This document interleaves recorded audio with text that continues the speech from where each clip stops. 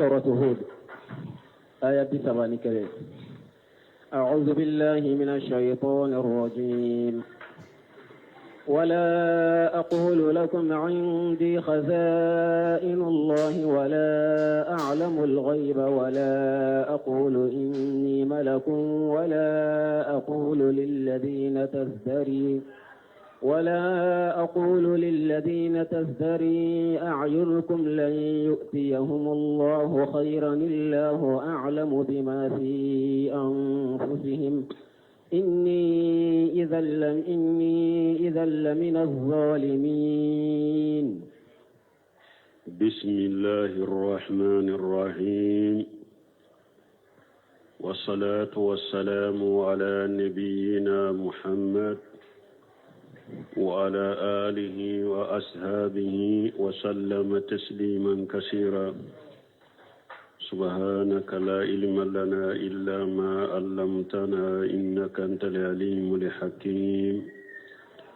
أستغفر الله الذي لا إله إلا هو الحي القيوم وأتوب إليه.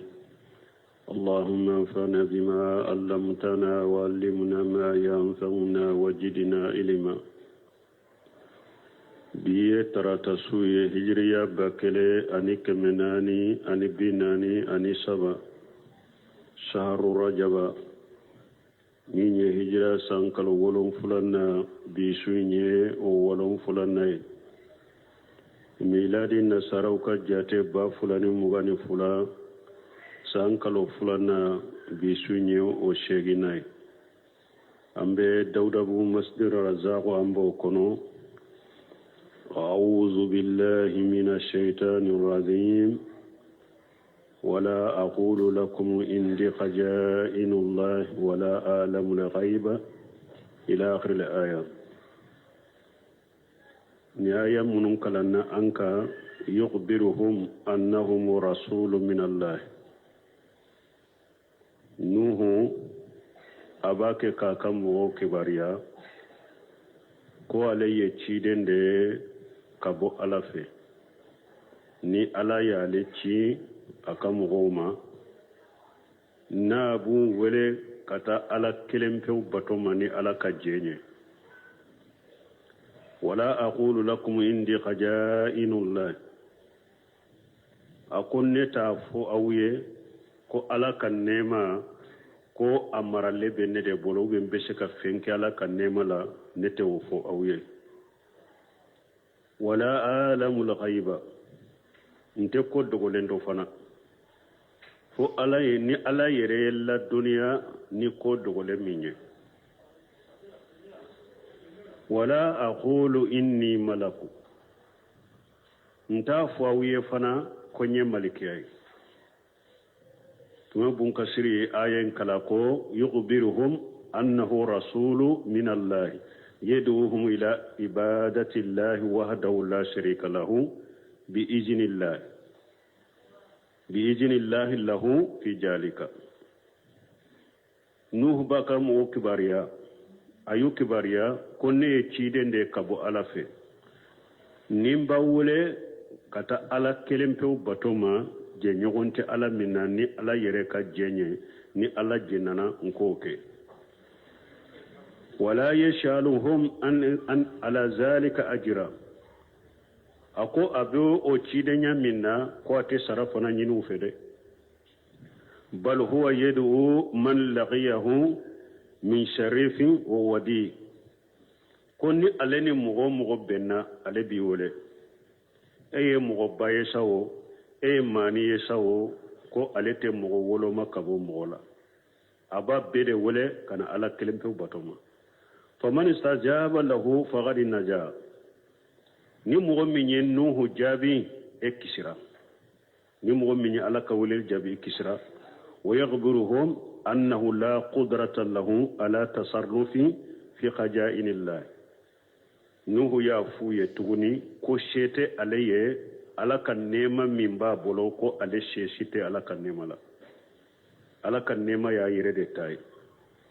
wala ya'lam min al-ghayb illa ma atlahu Allah alayhi. ko ale tɛ ko dogolen fana do dɛ fo ni ala ye ko dogolen min ladɔnniya la. ciden bɛɛ de b'o cogo la. cide unte ko dogolendo alimul ghaib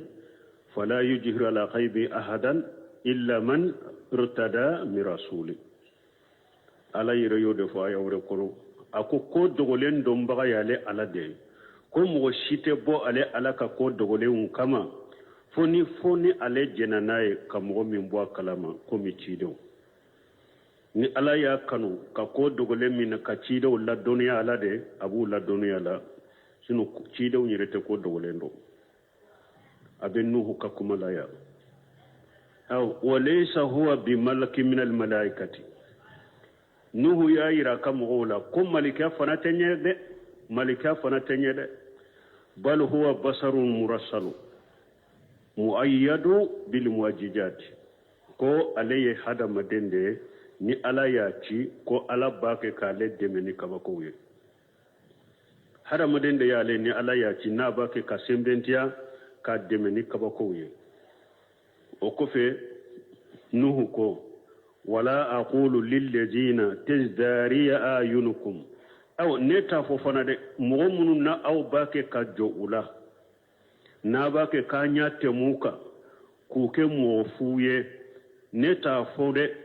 lan yutiyahumullahu khaira neta fo ko ala te hera du fana made ndo fana fo de mu'minu munun ben no fe ni aw bake ka jo ula ka nya teme ula aw neta fo ko ala te hera du made nta fo ko ala tu sarafana Allahu a'lam bima fi anfusihim min bunu inni kono ala de bodo nebe min do o yekene matade kene mala ye min nyira nela o ye nyumande an islamiya ne bode do ne min nyi kono na min bi nu kono ne to do de ala de bodo inni ne ninne ko ewa mu'minu munun fule nofe ay ubu yere shege saratu ye ninne yo fo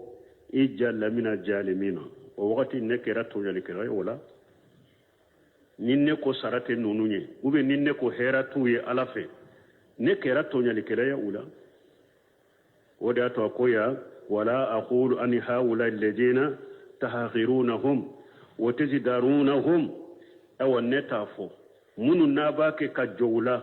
nabake kanya temula ntafo innahum laysa lahum indallahi sawab ala amalihim ubake kabara mununke ntafo ko saratu yewtige ala fede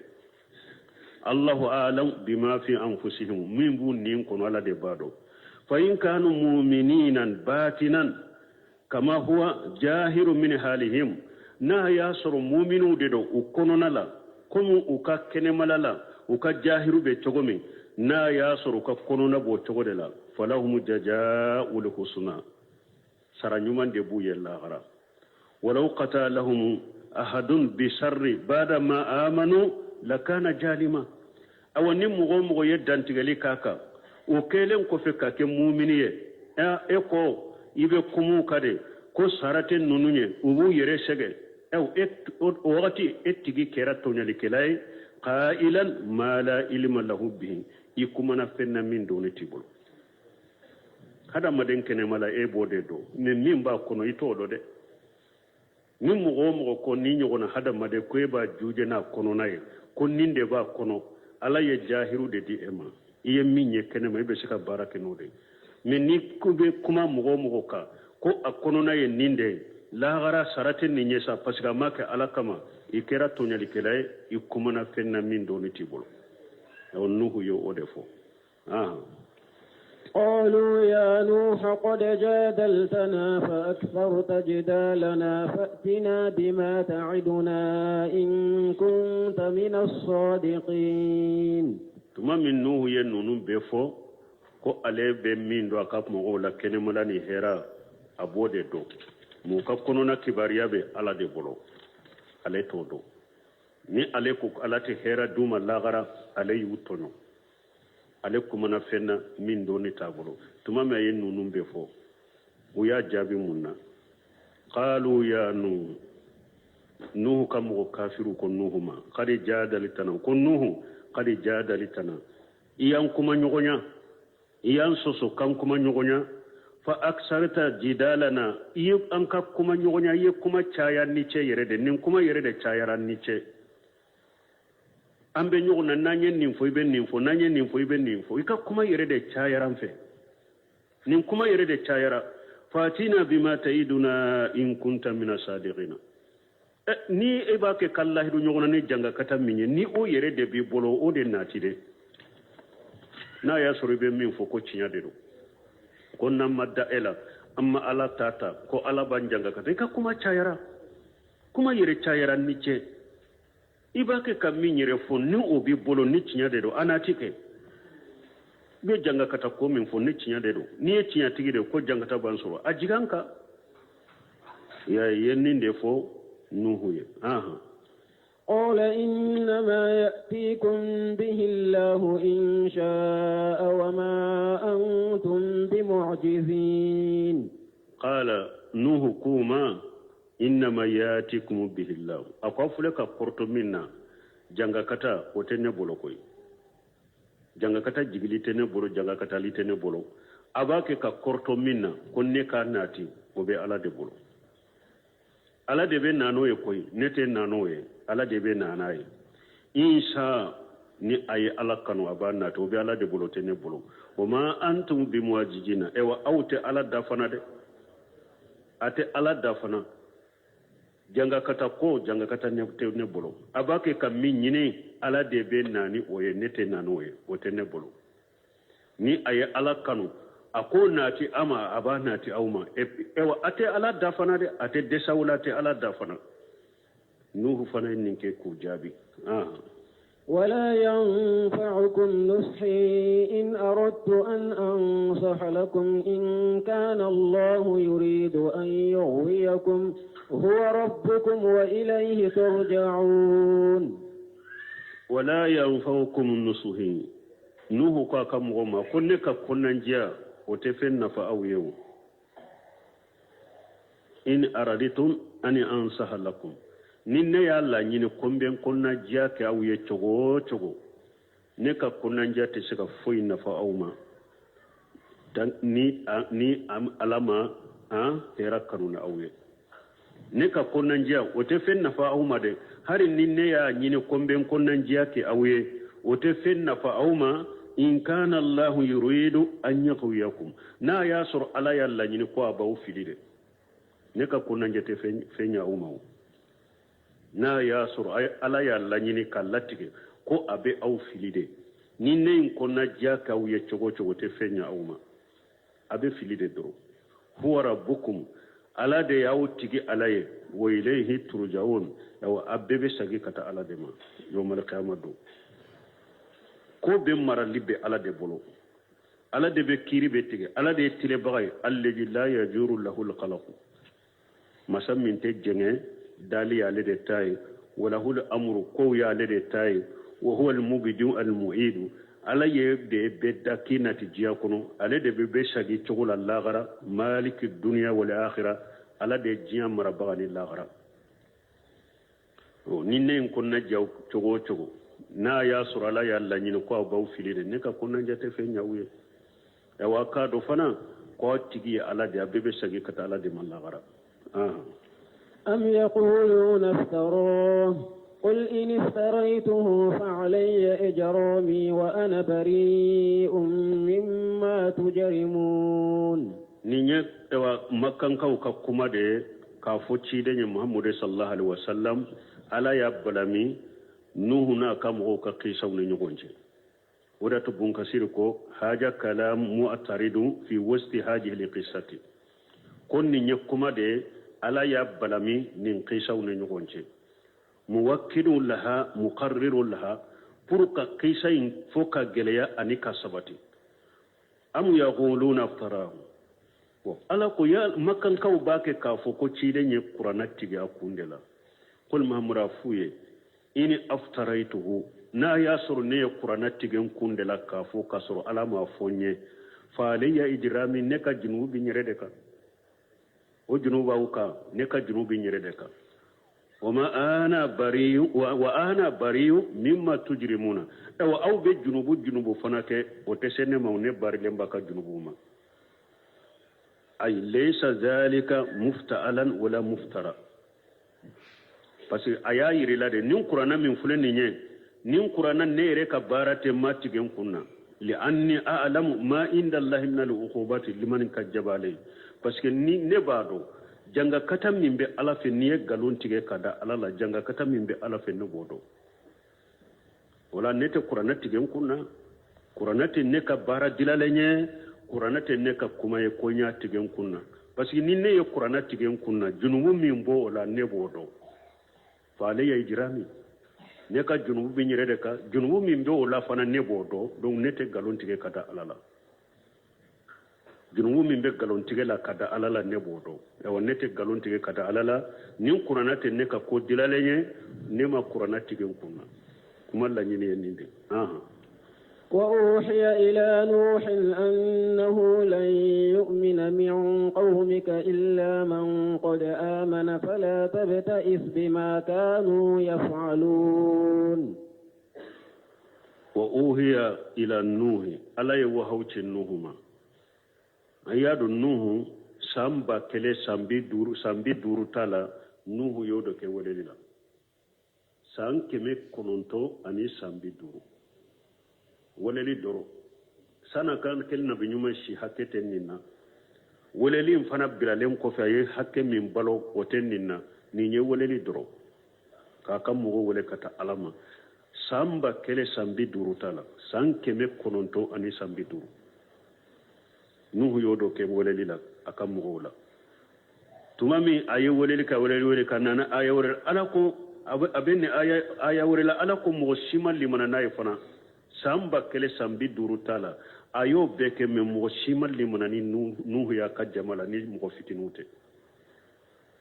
jamakulu fitinu urule limanana sina tobe bana ala fule ko de foya wa huwa ila nuhi ala ko ale wa hawci nuhuma kala dunya annahu la yu'mina min qaumika illa ma qad amana awa akon nuhu mugo hakke min limananiye ika mugo la ni ulute mugo warete limanade ala de be bedo ala ni wahawci nuhuma ko munun dara la nu limananiye ika jama be fulo de koy mugo sitel limana ika mugo la tuguni ka teme munu limananiye nu ulute minan ko fe mugo warete limanade ayeni la dunya nuhuna illa man qad amana fala tabta'ish ala ko nuhu ikana jigitige bima kanu yafalun ya ibake kam min kula kani dusu kaside o kani jigitige itala ini ka jamakulu fitinu be minka ini ka jamakulu fitini kitake de mun kasiri ko ya yughbiru taala annahu awha ila nuh ko ala banki bariya ko ay wahuci nuhuma lamma stajala qawmuhu ni'matallahi bihim wa ajabahu lahum tumama kam ko kortola wala kalla jabajiduka fada alaihim nuhu da'watahu allati qala Allah ta'ala mughbira anhu tumami ninkera awa nuhu ye akadangalin ke ay dangali min kuka parce que yado si sa mu'mini tula fo kata jawli wutelli manya ako rabbi la tajari ala al-ardi min al-kafirin ad-dayyara nuhu yenni dangali ke ndin do kere ala kelen ko fe kala dunya kon munu limana ni ulute mo warete limana tuguni nuhu fana danga do akunti ala kafiri du kele kana to dugu kolo ka ube halaki kafiri du kele ikana to dugu kolo ka ube halaki aya wore kono fada rabbahu anni maghlubu fantasir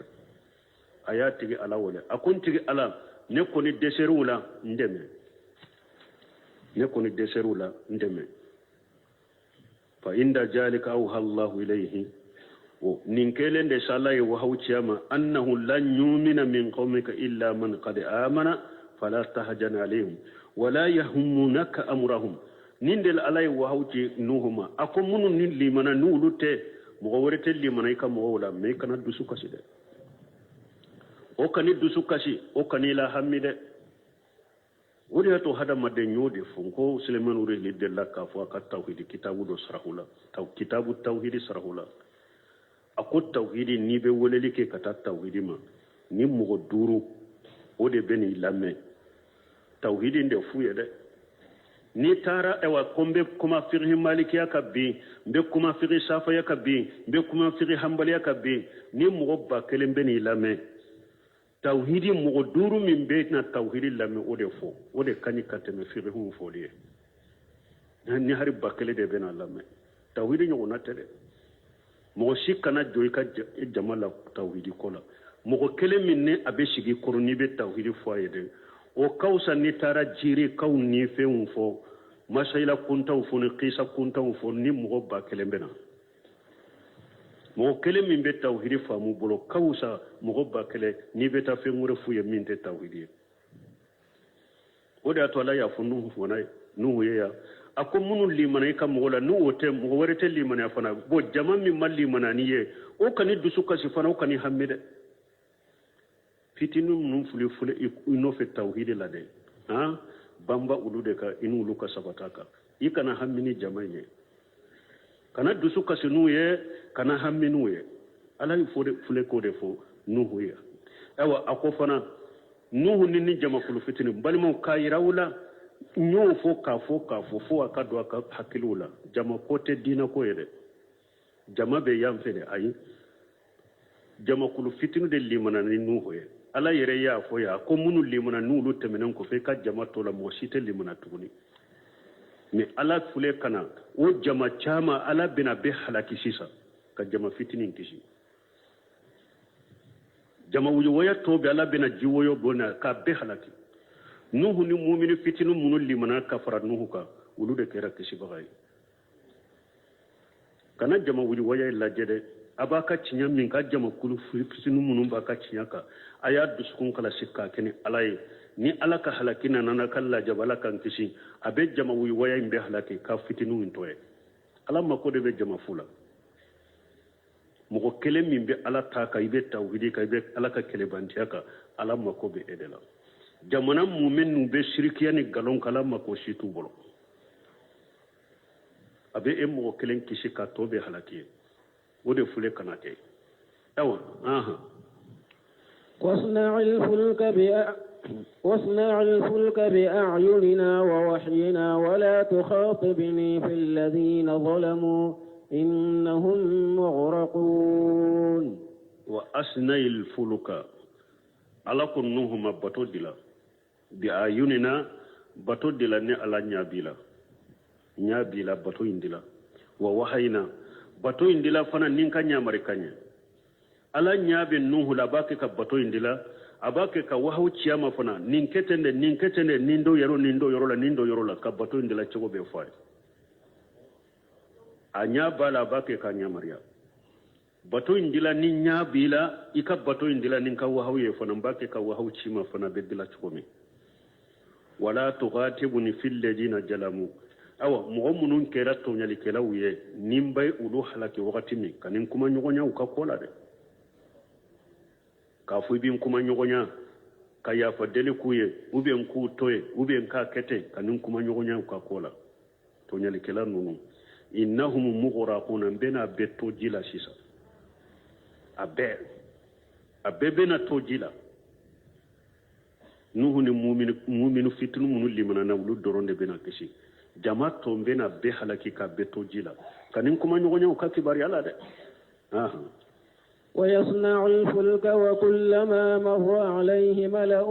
من قومه سخروا منه قال إن تسخروا منا فإنا نسخر منكم كما تسخرون ويصنع الفلك أنه أيب بطوي كلوي أيا الدلالي دامنا أباك بطو دلايا الدلالي دامنا وكلما مر عليه ملأ من قومه جماعة كم كافرون نونا نجمع كل تمنالا منو ني اوا سيتيغو باو يي جو يورو تيغي باو منو be ko foni kushiri nulu jama temena nuhuma saghiru minhu ube yelala ka yele bunda kenay ko ewa minye ewa chidenya allaban keran numu ya yedere chidenya allaban keran numu ya de ebe nim bato dila ya ibe tabbaji inde ta kanado bato in koro yawa ube tabba bato inde ta katabila bajila wetirim ko kenay jamakulu nu temena la ulu betilum ko kenan ulu buta foye qala nuhu ko in tastakhiru minna ni aw yetronke kene awnye ka moke boke nela ka yele nela fa inna naskharu minkum kama taskharuna aw tumbe yele aw na chogomi dombe na nenin ka jama be yele awla kom aw tumbe yele aw na chogomi a dombe na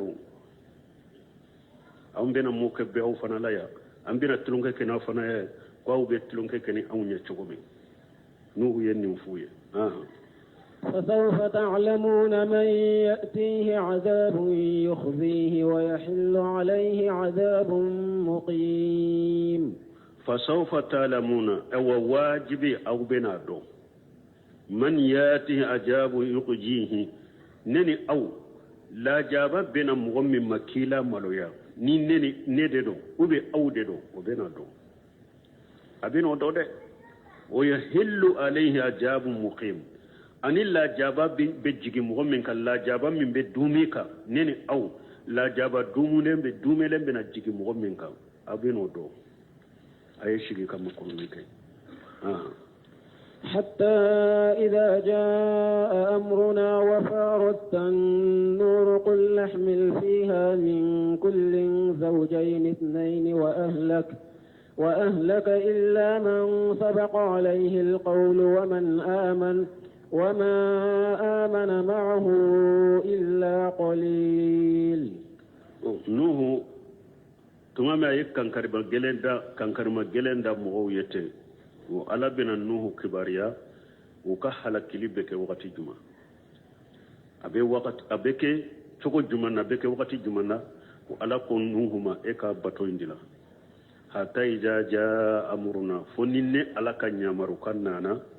وفار تنور ندو كلو فامبك راجيه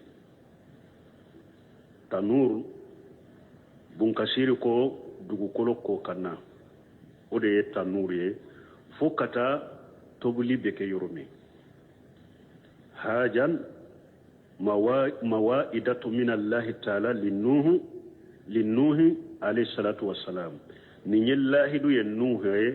على كتسباك إذا جاء أمر الله من الأمطار المتتابعات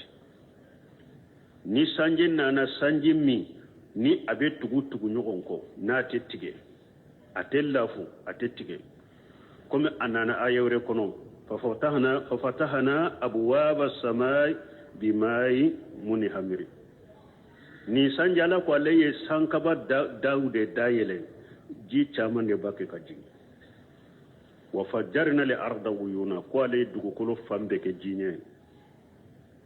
dugukolo kera de kafu yande koye ay dugukolo fande kera koye abe jinye abe ko dugukolo fambe faltagal ma'u ala amri qad qudra ji fulayin tarabbe nyamari kammi ala yallati dugukolo yere fambe de kera koye kafu ni yoro de fule koye jida yoro ay fambe de kera koye jibe bo dugukolo la doro sankaba fana daire la jibe jigi fo ji fula inta rabbe sambe dugukolo ji ka wuli e wa sankaba jibe jigi fo ji fula inta rabbe sambe oda tera faltagal ma ala amri qad qudira wa hamalna wala jata alwahi wa dusri ala ko lay nuhata wala hada wa batokono bato min dilalani wala hawiye ani pontu تجري بأعيننا جزاء لمن كان كفرا باتو يمباكي كبولي ني على نيابالا نينينكي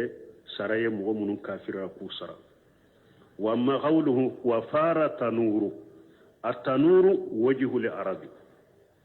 بونكاسير كو تنور يموني دوغو كولو كو كنا اي سارت الارض uyunan tafuru dugukolo bede kera jinye ni jibe poyi kabo dugukolo fambe hatta fara alma'u min at-tananiri allati hiya makanu an-nar fo jilla banade abe poyi kabo ewa gabugu de la tobili yoro o yoro min ni jikaja ji borani dugukolo fambe ye hari muso be tobili ke ewa yuka gwa tobili yoro tasuma be mena yoro me abe kera jide har tasuma mena yoro ka dumuni tobi abe kera jide ji poira ka bo abela sarati tafurma وبلا بنا دي جيد ببوي كبولا وهذا قول جمهور السلف وعلماء الخلف أو بنكسير كون نكما من فلنين كو صرفوا منون تمنا ولوكا كما دي فلنين أني دوني كبغا منون نانا هاري ولوفنا كوفي تنور كوريري دونكولو كو كنا فو تاسما من يرو تبلي يرو فو جيبورا بلا أبير كرا جيني كجيبو أبيلا وفارة النور قلنا من وفارة النور قلنا وألاك النور نين كرا وقتني دو كلو فم بكرا جيني هاري توبيلي يرو غابو جيبورا بكونو أبيبي جيبوي نين كرا تما من كرا قلنا عليكو نوهما إهمل فيها من كل جوجين إسنين أو دانفين بدو كلوكا أفلا دو باتو ينكونو parce que danfi mato wodi yato ko nuhuma ko abudul basari sani an fa folo ye adama de mais adama den tumbe dugu kolo kan nuhu ka tufani e wa jiwoyo ya be halaki fo nuhu dew ani munu limana ka fara nuhu lude dew fule jiyan kono sisa awa ko fe ngon fe nye danfe ya fula do bato kono ulube ke shiye danfembe fali cemana musoma bala so cemana musoma hari kono danfen kelenkele do ko hari iri cema iri shi cema ani iri ewa musoma o bede fula min kulli jawjeni sinen fin mo fenye danfende a fula do a kelenkele cemani na musomani do bato kono wa ahlaka ni yere ka dembaya ani ka dembaya ika ulu fana do bato kono illa man sabaga alayhi alqawlu aw fo ni kuma sebera ni ala fe ko ka dembaya minne kafiriye ko te kishide o shentala de kuma sabera ne ala fe kateme ika dembaya min ka ko o ye kafiri robe saka kafira de la o te kishi o shente bato ndo ni la de o te do bato kono ومن آمن ni mogo limana kafarika ubedo bato kono mogo limana kafarika ubedo bato kono wama amana maahu illa qalilu amaye mogo shima limana ni nuhuye ni jamakulu fitini urude limana ni nuhuye anye min fo samba kele sambi duru tara ka ke welelila aka jamakulu mogo shima limana nay ni jamakulu fitinite mais ala ma fu yede comme aw ka dogo nunun jama kacha awye aye faruka o ma fu o forawa o ma fode akode ka jama wuyo ya min fulen ni nyen no ma limana ni jamakulu fitine min bu no fe nin jamakulu wuyo ya kalimana baliya akani dusu kaside kana hamminu ya yere kanu dusu kaside tuma mi ala halakili fanan nana esiga ala ko nunu nye jamakulu fitini de ngana nin jama wuyu waya ba halakinu sababu ye o foran ako fuyi malli mana nin nuhu ni jamakulu fitini te min nin jamakulu fitini ala fule ka ulu de do batola ko kisi ka ji woyo nati dugukolo be ji poy sankaba be ji jigi ka dugukolo dunke be halaki foni mo munun tumbe bato en kono be halakira ala fule ko re foya وأهلكا إلا من سبق عليه القول ومن آمن وما آمن معه إلا قليل donc hada mado anka cinyani ni cinya be yoromi qur'ana ni sunna la faham salaf salih be yoromi o yoroni ni ka faruka de o jama kuluka dogo togo togo lude nyinu ka faruka jama uyu ya chama mimbe galonka ani green alama kotola ko alama ko shitola ambe min fo awe wo reference no misali afule nunu makara qur'ana na fu ko anka temu kaw o kala na pour anka tashinu yede o kan wajude وقال اركبوا فيها بسم الله مجريها ومرساها إن ربي لغفور رحيم ألا بافو كنوها كباريا كو كان كباريا كبنوهما تمامي أياك مغنيا مركو كدبتو كنو وقال نوه كو اركبوا فيها ako munu limana na aye ana ka dembaya ako aye yele bato kan aye yele akado bato kono ube yele la kado bato kono bato wuli kan kera munye nuhu bolo bismillah majreha wa mursaha akonya damina ni ala togo ni ala togo o de be bato imboli ni nuhu ko bismillah bato imbe jo bato imbe tani abe boli ni bismillah de ni bismillah fora yoro mi drobe na ba fa ka jo drobe bismillah fo afere yode bismillah majreha ni nuhu ko bismillah o de bato imboli fenye o de ba boli o bismillah bismillah majreha wa mursaha bismillah de ba boli bismillah de ba jo bato yin koni inna rabbi la ghafurur rahim nti ala ko jon sutura bagade do nabi sutura ka junubula na ba ya fa iye nuhu yay mo nyamaro di ato imamuna maliki aye kuma foya ako as-sunnatu ka safinatin nuh man rakibaha naja wa man taghallafa ni halaka imamuna maliki wa rahimahullah ako ewa ciden ka sunna min fana fuleni nye ako abe ko min nuhu ka kulude abe ko min nuhu ka bato ako ni donna sunna la ikisira ako min ni mo mayele ni sunna ka kaddo akuna ko ibe halaki ako nuhu ka bato munu limana ni nuhu ye udonna bato yin kono uma kishiba mo min maso nuhu tama mado bato yin kono ma halakiwa awa ciden fana de ni sunna nana ciden fana ka sunna de be komi bato ayi wele kata sunna minna ni donna la yere la ka is donna la ikisira de ako ni ma do ciden ka sunna la ibe halaki komi munu mado nuhu ka kulula nuhu halakira chugomi imam na maliki ni misali afo aka kuma min fulani nye abe kitabu kono hilyatil awliya li abin nuaym na be kuma maliki kana ka kuma fotaw nin kuma be aha وهي تجري بهم في موج كالجبال ونادى نوح ابنه وكان في معزل يا بني اركب معنا ولا تكن مع الكافرين.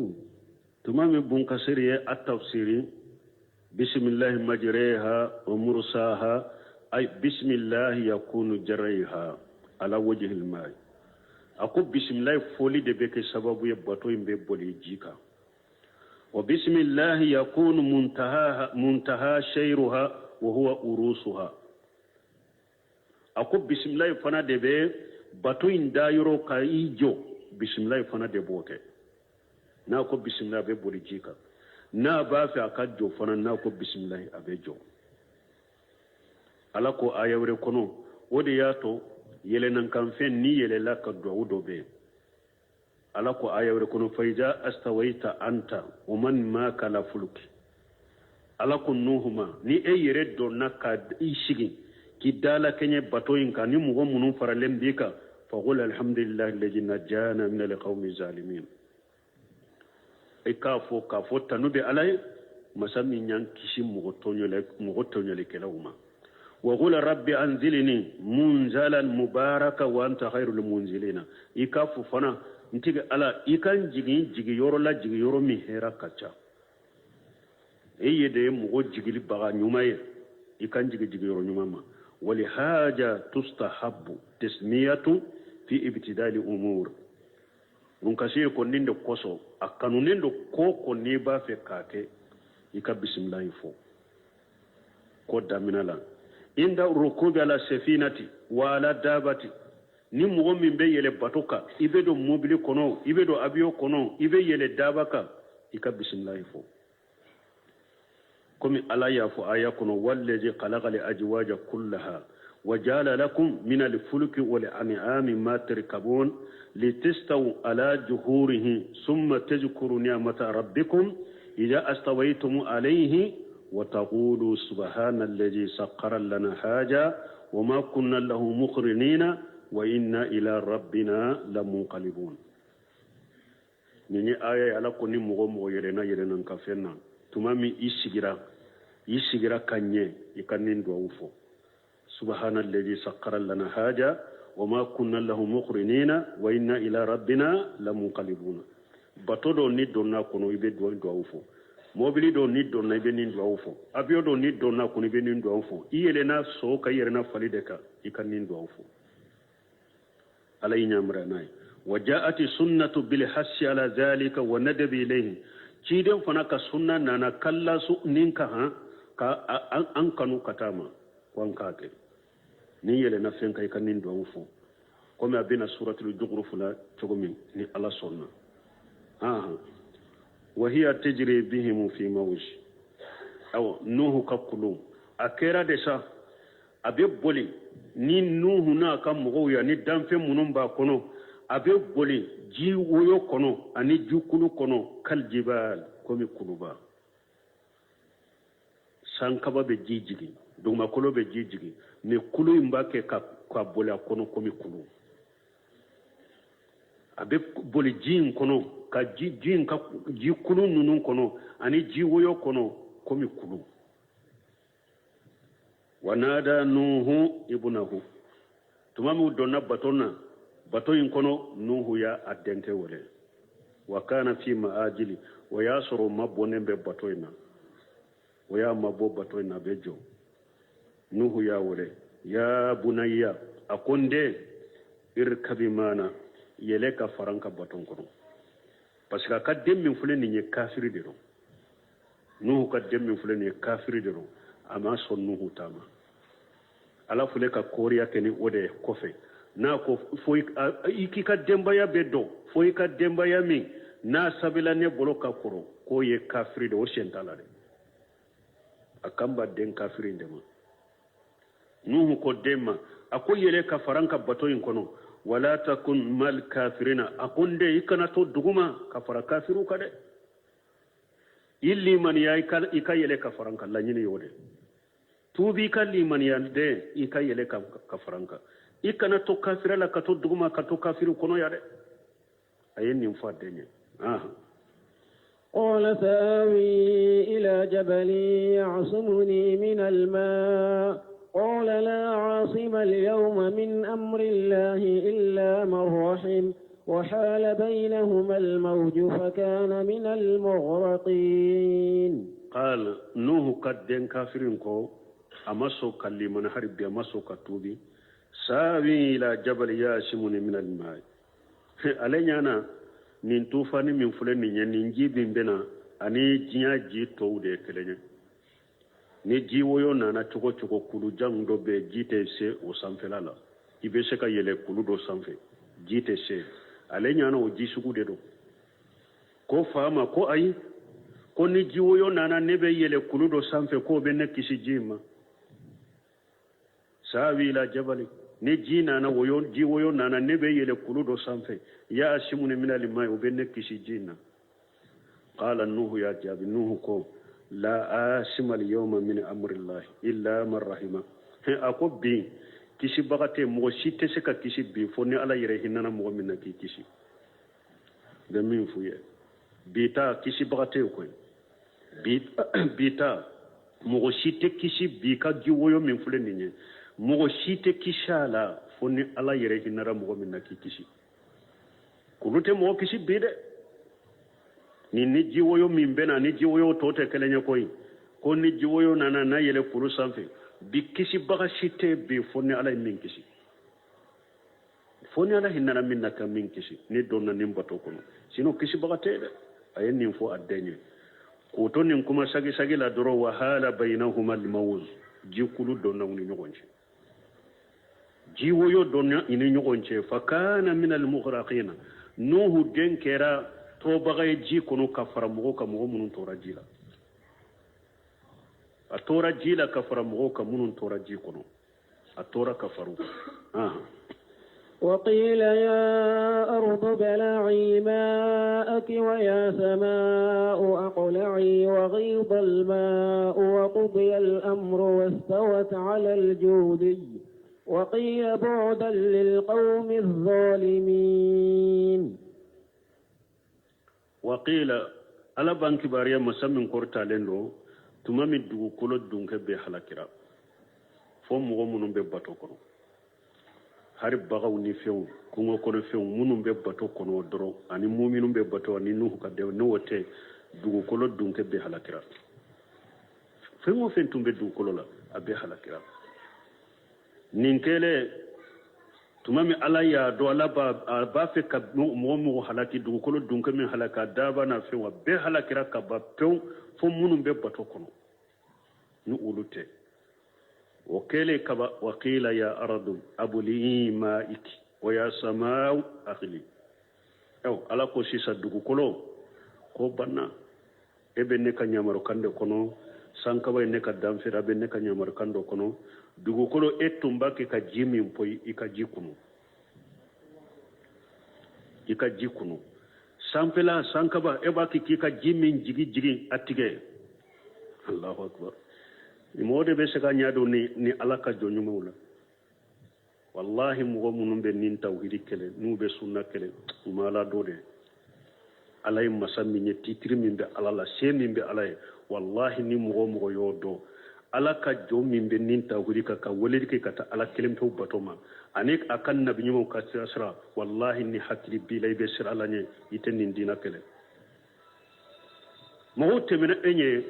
u ka bɔ i ma fanga ye u ka fanga b'i ka fanga sanfɛ ka nafolo b'i ka nafolo sanfɛ u ka hakili b'i ka hakili sanfɛ a ma ku u la a bɛ ku e de la u b'u yɛrɛ sɛgɛn o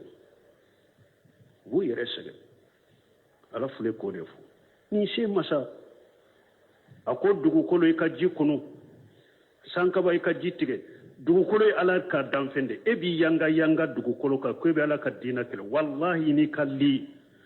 miliyɔn tan li dɛ